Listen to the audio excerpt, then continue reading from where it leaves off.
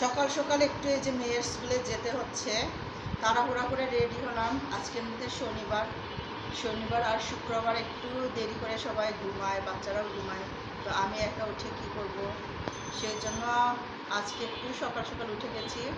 তো রেডি হয়ে গেছি, মেয়ের স্কুলে যাচ্ছি, একটু কাজ আছে।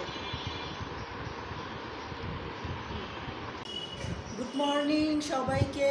এই যে মেয়ের স্কুলে একটু যাচ্ছি, জরুরি কাজ আছে, একটা সিগনেচার করতে হবে। সবাই কেমন আছেন?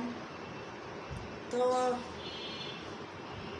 ভিডিও দিতে হবে, তো সেই জন্য একটা ভিডিও করছি। কি বলবো সেটাই বুঝতে পারছি না, পরে চিন্তা করে বলবো।